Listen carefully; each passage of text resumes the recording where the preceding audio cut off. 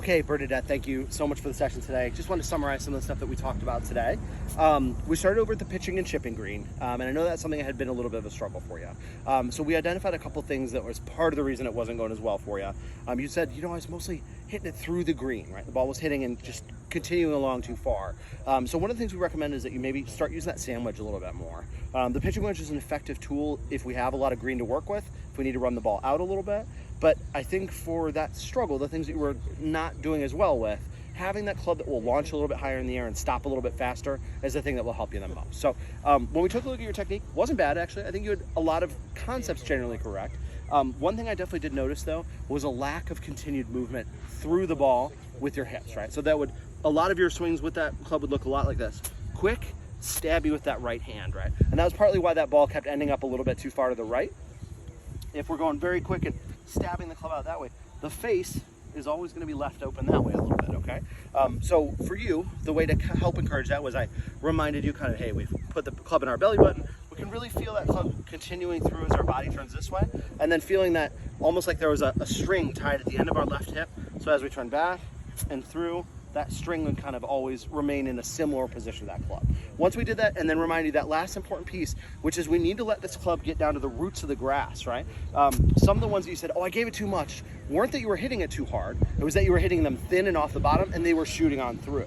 So it's more about making sure that we get enough downward swing on that club to get all the way down to the roots of the grass to allow that ball to then fly up in the air. Once you did that, we hit, 7 or 8 that were all very appropriate kind of in a row. So, all right, 1 second, let me grab the putter.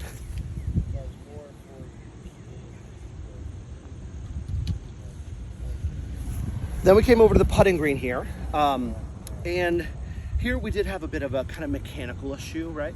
So watched a fair few putts for yours, and basically what you were doing was you were using your right hand and wrist to kind of power and flip that stroke through the ball.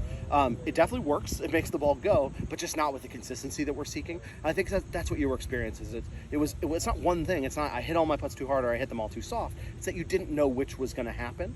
And that's because this is not a very consistent way to kind of produce the power that we need, right? So we talked about the cheesy, images, right? You want to build yourself into that kind of grandfather clock, right? So that our shoulders and arms are kind of building themselves into the thing that swings in there, right? And just those are really the things that are moving. That putter is going to keep extending through to where we want to go without that right hand moving through it too much there, right? We really need to feel like it's really mostly the back of your left hand that's extending back and through towards the hole, not using that right hand stopping and sending that ball that way.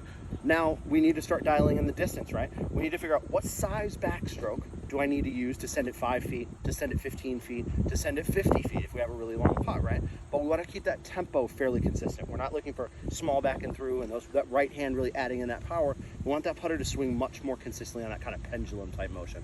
Certainly there's a little bit of speeding up that happens naturally as we're going to hit a ball and swing on through, but not much, okay? I thought you did nicely with that. So now your job, you got to practice some of that stuff, right? So anyway, thank you so much, Bernadette. Enjoyed it.